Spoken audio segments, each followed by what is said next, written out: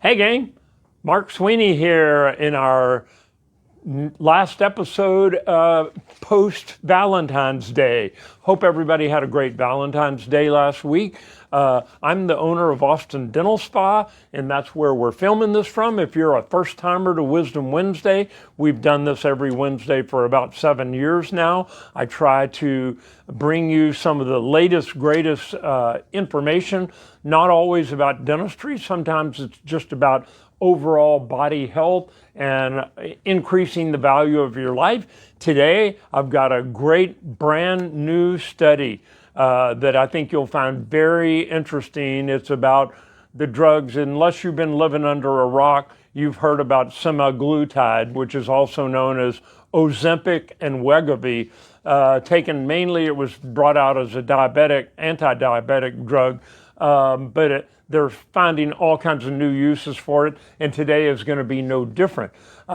We always have a theme every month, and of course, because of Valentine's Day last week, the theme this month has been Heartfelt February. So we're trying to find topics that have something to do with heart health, and we've done a good job, and this today should be no different. It's kind of a tangential thing about heart health, and then I always give a health tip at the end, and I think you're really going to like the health tip today because it has to do with chocolate.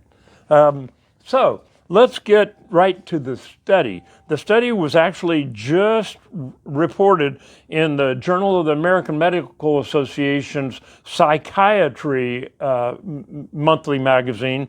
It came out of the University of Southern California, USC, and they were dealing with this study because several people who give the semaglutide injections, typically on a weekly basis for weight loss or for controlling blood sugar for diabetics, they have found that people that were taking this regularly started reporting anecdotally that they had lost their interest in consuming alcoholic beverages. And so this study actually did a really good job, I thought, of studying that exact subject. They took, let me see how many people it was. It must be on the next page. But they took a fairly good sample of people, like 80 people, and they divided them into two groups. And this is going to be a fun study to talk about. They divided them into two groups. All of them were problem drinkers. All of them admitted to get into the study that they had problems with alcohol usage to the point of going through binge drinking on a regular basis, some of them 2 or 3 times a month, where they just drank until they passed out. But they had obviously had a cravings for alcohol, and so that was one of the things in the study. And like I said, they divided them into two groups. One group got Ozempic or Wegovy for same drug for weekly for 9 weeks, and the other group got a placebo. So the people couldn't tell which was which. The people in the study found that 1/3 of American adults have met the criteria for problem drinking, as I just described. And according to the U.S. Surgeon General, an estimated 178,000 people in the United States die every year of alcohol or alcohol-related diseases, and we'll get into that a little further later. But the top 3 alcohol-related diseases are liver disease, cardiovascular disease, and cancer.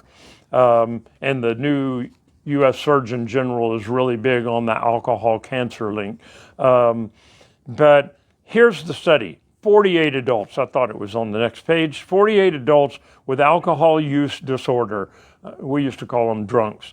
But they had alcohol use disorder as the new politically correct term. It means, and they defined it as an inability to stop or control one's drinking despite negative consequences. The participants had an excessive past month drinking history. That was another qualification to get into it, meaning they drank more than 7 drinks a week for women and more than 14 drinks a week for men. And everyone in the study had had at least 2 heavy drinking binges in the previous month. So that was the qualifications to get in. Sounds like kind of a fun group of people. But 1 week, this is a fun part. This is the first study I've ever heard of that did this. 1 week before the first injection of the drug, and again, the people don't know, half are getting the real thing and half are getting a placebo. 1 week before, the researchers invited the participants to get together and drink their preferred alcoholic beverage over a 2-hour period in a comfortable lab setting. Now, I don't know what a comfortable lab setting is, but it was in a controlled environment, apparently. And they told them, you can drink as much as you want for 2 hours. And then they documented how much alcohol they drank, and they took a breathalyzer test on them as well. Well, then weekly, people either got placebo or they got Wegovy or Ozempic. And after that 9-week period, they had them come back to the same comfortable lab environment and repeat the process for 2 hours. They could drink whatever they wanted to drink for as much as they wanted to drink. Now, here's the kicker. Without any kind of counseling, with no other thing, same group of people, 48 people, and the people who were taking semaglutide just voluntarily said that they had reduced alcohol cravings, that they had a reduced average number of drinks on their binge drinking days, and they had a greater reduction of the heavy drinking days. Now, again, everyone in the study had had at least 2 times in the previous month where they drunk to the point of passing out. So this is kind of amazing stuff, that this drug was not originally created to stop alcohol craving, but reduced on the alcohol consumption at the beginning and at the end. The people who were actually taking the drug had a nearly 30% drop in the alcohol consumed compared to the placebo group, where there was really no change because they were taking an ineffective placebo. So nearly 40% of those that were in the test group reported no heavy drinking days in the 9 weeks that they were taking this drug.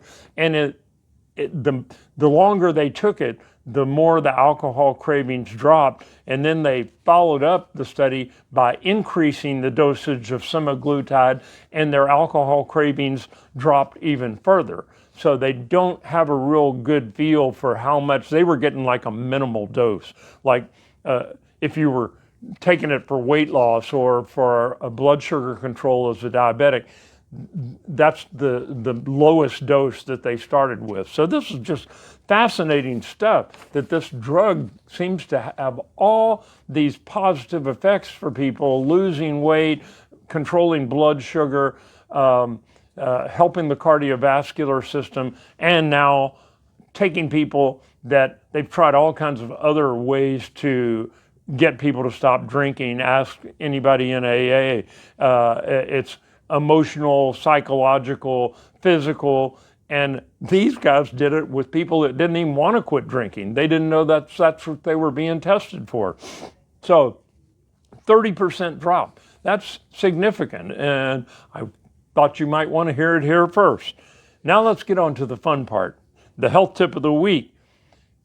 You hear stuff all the time, and I had to modify this. It's dark chocolate we're talking about here that has the most benefit, not milk chocolate. There is a difference. In Europe, they rate it 50%, 70%, 90%, how much of it is dark chocolate, because in Europe they make a big deal about how much of it is dark chocolate versus milk chocolate. The dark chocolate has better activity on the body. But here's 3 more reasons why you should eat more chocolate, as if you need more reasons, but it's been proven to improve brain health, brain function. People had more mental clarity because the flavonols in the dark chocolate help stimulate more blood flow to the brain. If your brain's getting more blood flow, it just stands to reason you're going to have better memory and better cognitive recognition. So visual spatial awareness got better, and they had better reaction times. They didn't say how they tested for that. Number 2, it boosts athletic performance. That was a new one on me, but they found that the dark chocolate in high concentrations increases a substance called nitric oxide, not the nitrous oxide, the laughing gas that we use, but it's NO3 instead of N2O.